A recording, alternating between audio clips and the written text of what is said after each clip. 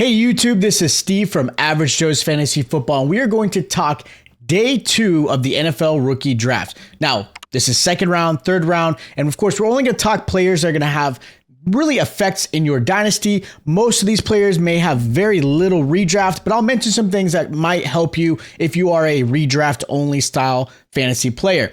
Now, if you guys haven't already, check out our other day 1 recap and talked about losers and winners there that I felt had some really good value. And of course, a lot of surprising draft picks, even in this second and third round. There's some really surprising picks in this one, but there's some great winners. There's some great losers, unfortunately. And I'm going to talk a little bit about these players that are going to help you with your rookie dynasties. And of course, make sure you guys are subscribed because we'll be dropping our rankings updated for the rookies to help you guys with any of your drafts. A lot of people are drafting probably this weekend, most probably the weekend after, and of course going through the summer. So I want to make sure my rookie rankings are updated for you guys. So that will be up and ready for this upcoming week. And again, things could possibly change, but I'll make sure I'm as accurate as I possibly can with those. So as far as the winners go, look, the first one I want to talk about is going to be Keon Coleman. I'm super excited for Keon Coleman going to Buffalo. I'm actually a big fan of Keon Coleman in general. I felt like second round was a little bit like early second round, maybe. I thought it was going to be more mid second round, but with Buffalo keep pushing themselves back in the draft and trading out, I think this was a win for Buffalo in general. They get a nice dominant receiver who is a better, I would say, player on the actual field than I would say testing, because he didn't test very well, which is I think why he dropped a little bit more in the draft itself. But he is a great receiver. He can get up really high. He's a good red zone threat. He can body cornerbacks and safeties. Like, he is a really good physical receiver. Now, one thing I will complain, and because of Keon Coleman's size, he doesn't have the best route tree. And when he does run routes, it may not be the smoothest. So sometimes he kind of gives away where he's going, and he uses his physicality a little bit more often. But I do like this move for him. I think Keon Coleman is absolutely a winner. I would say when you're talking dynasty, he could possibly squeak into the end of the first round, early second, because of the landing spot of where he went. So again, look for those type of scenarios. Do a lot of mock drafts, and of course, look at my rankings when I drop them. But I think he's a late first in your rookie. Now, as far as redraft, maybe a waiver or really late draft pick at this point, because I'm not really sure how Buffalo is going to play this offense. I think Buffalo will end up doing a lot more running. When they changed their coordinators last season and really where Diggs kind of struggled, I don't think it was all on Diggs. I think the offense just changed. And part of that change was they really put a focus on James Cook and really slowing down the offense to be successful. So that may still continue in this upcoming season, but I think Keon Coleman still has some value in redraft, just not super high. I wouldn't put him anywhere near the first, I don't know, maybe 6 to 8 rounds. Another winner I like, Ben Sont, the tight end going to the Commanders. Realistically, the only player he's competing against is Zach Ertz. And I do like Zach Ertz, but this is an aging end of career style for Zach Ertz. So Zach Ertz, actually, this is a really good spot for Sont, because Sont has a position to be, not have to be forced to be the tight end one, but can learn from Zach Ertz and actually have a really good veteran tight end to help him along into his early career and become I think a really dominant tight end in the future. Now, this tight end class wasn't super. You have Brock Bowers and everybody else. But I think Sont was probably one of those guys that a lot of people started to like a little bit more and saw more tape and felt like he was going to be the second tight end off the board, and he was. And I think this is a good position. You've got, obviously, Dotson. You've got Terry McLaurin, and we'll talk about another player that I liked. And then, of course, you still have a new rookie in Jaden Daniels. So there's a lot going on in this offense, but I think Sont is in a good winning spot. As far as, dynasty content goes, he's probably going to be somebody you may taxi. Maybe you sit him on your bench. He's not going to be a starter from day one. I would say for Sont, mid to late second round, I think you have some good value there for him. But I wouldn't go any earlier than that. Now, another player I really like as far as a win, and the only running back I felt had a good winning situation, was Trey Benson to the Cardinals. This is going to be one of those plays where he is not going to be the starter this year. He's probably going to be sprinkled in behind James Conner.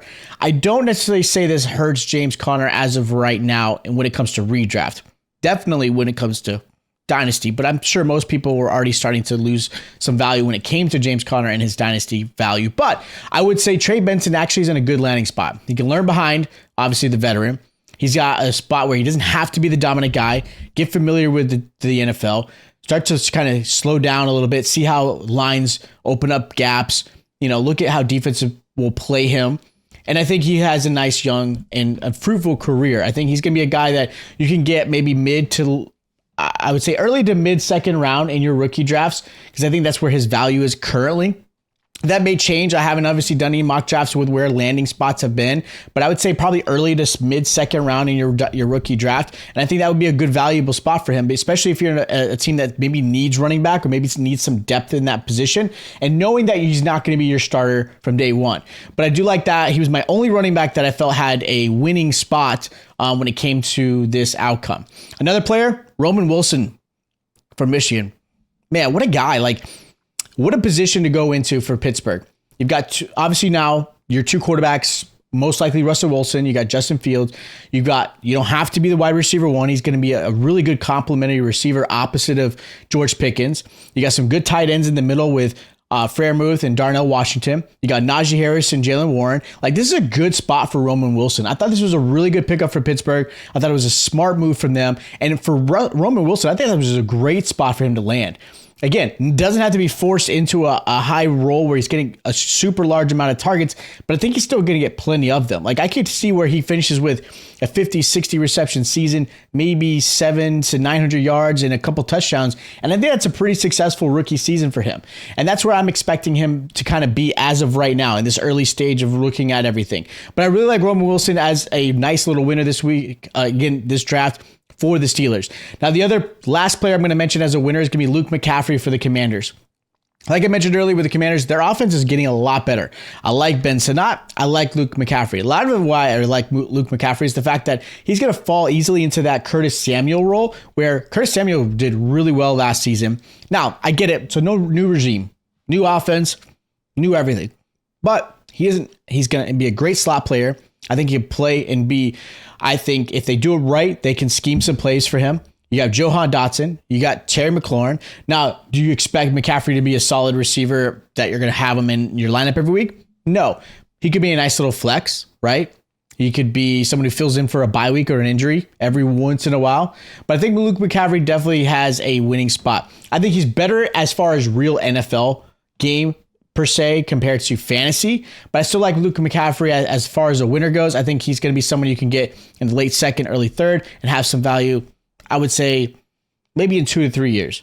But again, I still think it's a great spot for him. Now, as far as the losers, and I hate saying losers because I think some of these guys can turn out to be really good. I like these players, but just the landing spots kind of concern me a little bit. And I think their value now has kind of changed when it comes to your rookie drafts. The number one is going to be Blake Corm, obviously going to the Rams. Now, this play is twofold. You've got Kyren Williams, who is the backfield running back, who was amazing last season, kind of coming out of nowhere. But now with Blake Corum, how do they play this backfield? Do I expect a 60-40, 70-30? We'll see how things play out. The reason why it's a loss for Blake Corum, I think Kyren still has benefit, but I think this really affects Blake Corum when it comes to Dynasty because there were a lot of expectations for Blake Corum. There was possibly Chargers, maybe the Cowboys. A lot of, I would say, running back needy teams. Blake Corum was kind of mocked at some point in these mock drafts, and he probably could have had some success. As far as right now, I would say in his dynasty value, late second, maybe an early third, because I'm not sold on this spot. And Kyron's young. It's not like they're putting him in like Trey Benson, who's going to replace James Conner in a few years, maybe 2 or 3 years, whatever it may be. Blake Corum's not going to say supplant Kyron unless some crazy injuries happen. And of course, you hope that doesn't happen. So I'm not crazy about this spot for him. I wish he had gone somewhere else, and I think his value would have been a lot stronger. But unfortunately, in this case, I think he's a loser in this draft. Another one is going to be Jonathan Brooks as far as the other running back. Look, going to the Carolina Panthers, I think a lot of people do like the move. I get it because Hubbard's got one more year to prove himself. Miles Sanders, they did sign quite a bit of money for a 3-year contract, but I think they're kind of just done. So right now he's in a crowded backfield, and I think that's where my concern is. Maybe if you're patient and you do expect them to have some value in the next 2 to 3 years, like a Trey Benson, possibly. At least from watching football as far as the Panthers last year, Hubbard really kind of shined, and he was really proving that he could be more than just a a filler in or a flex player or a specialty type of running back. He was willing to take the touches and really pound defenses, and he was showing it. Even with Miles Sanders, signed onto this team. So the fact is he was kind of talked all off season. Hey, he's our starter. He's got to be our guy. We'll see how Miles Sanders, we still believe in him. And then all of a sudden you go and get Jonathan Brooks. I'm not really sure how I feel about that. So as of right now, because of the landing spot, he is definitely down. Now, again, when I put out my rankings, I may still have him pretty high, but with this landing spot, I definitely have some concerns. Another player, A.D. Mitchell. Look, here's the thing with A.D. Mitchell. I think he's a very talented player. He's great, very athletic, great hands, great route runner. The concern that I have with Mitchell is the fact that he went to the Colts. That's it. Had he gone anywhere else, I think he probably would have been in my winner category. But look, you've got obviously Michael Pittman, who they just signed an extension, who is their clear-cut number one at the moment. You've got Josh Downs, who has shown success. Then you had Alec Pierce, who they liked, but now I think is the odd man out, unfortunately. So now I think A.D. Mitchell falls into that wide receiver 3 spot. We're still going to want to see a little bit more out of Anthony Richardson. At least for me, I want to see more out of him to kind of, before I elevate all 3 of these receivers. I think Josh Downs takes a little bit of a dynasty hit, but A.D. Mitchell right now, I'm not super crazy about. I want to see a little bit more. I really wish he had gone somewhere else. I think his value would have been so much better. But right now, I think you get him at a good value. And if you're a big A.D. Mitchell believer, take the risk. I don't see anything wrong with that. But now he's definitely going to be into that mid to late second round draft picks at this point. I thought he could have finished at the near end of the first round in your rookie draft. But right now, because of the position of landing in Indy, it's just I'm not completely sold. Another receiver I don't love their landing spot, and unfortunately is a loser, is Malachi Corley. Here's the thing with Corley. He's a very Debo Samuel-like type of player. The team schemed for him. They made sure plays were given him in the best position to have success, and he's a very explosive player. He's a great athlete in general. But the worry that I have with him is not the fact that he went there, because his competition is obviously Garrett Wilson, which is obviously a big competition. But behind Garrett Wilson, there wasn't a lot. So Corley was in a good spot. So there's some chance. But the reason why I have him in loser category is I don't believe in this offense. I don't believe in the fact that Aaron Rodgers in general does take some time to get comfortable with his receivers. So obviously Garrett Wilson has kind of started to develop that. Then you had obviously some of his other previous receivers that are now gone, thankfully.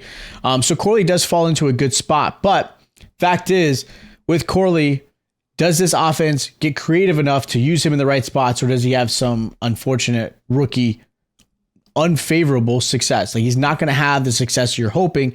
He might have some more failures at this role. So for me, I'm kind of out on Corley. I don't think a lot of people were really super high on him anyways, but I think if he had landed in a decent spot, maybe some of you guys disagree with me. Some of you guys may think the Jets was a great spot because he does have Garrett Wilson to take a lot of the toll and defense to his side, and allows Corley to possibly have some openings and possibly make some plays. I'm not really completely sold on that one. The last player, unfortunately, I hate to say is a loser because I do like this player. Marshon Lloyd is going to the Packers. And going to the Packers was a kind of a head scratcher. They just got Josh Jacobs, who they absolutely love. They let go of Aaron Jones for Josh Jacobs. And Josh Jacobs can be the bell cow in this team. Do they sprinkle in Marshon Lloyd? Sure. They still have A.J. Dillon. Right? You still got that situation going on there. So I think the Marshon Lloyd situation kind of blows me away. I wish he had gone somewhere else. I think if he had gone to Dallas, for example, I think his value would have been a little bit higher. But going to the Packers, I think it's just a little too crowded for me. I don't think he's going to be in a position where he's going to have any success for the first 2 to 3 years. So realistically, drafting him anywhere past like the late second, early third, I think that's the real spot for him. Now, all these players that I mentioned, as far as any redraft value, the only ones that have possible redraft value, like I said, might be Keon Coleman, maybe Roman Wilson, depending on how pass heavy this team for the Pittsburgh Steelers get. And that's it right now. Like the rest of these guys are definitely going to be more dynasty value than anything else. So again, if you're in redraft, I don't think there's a huge amount of players that you're super excited about that came out of day 2 and day 3. But if you're talking dynasty, this content, there's still a lot of great players that you could get. And there's still some good ones that are going into the 4th and later. So again, make sure you guys are subscribed. Hopefully you guys checked out my recap day 1. If you haven't, make sure you guys go over to that and check that out. Check out the winners or losers there. Make sure you guys, again, are subscribed. Hit that like button while you're at it. Greatly appreciate it. If you guys have any questions, any dynasty content related, hit me up in the comments down below. I'd love to help you out.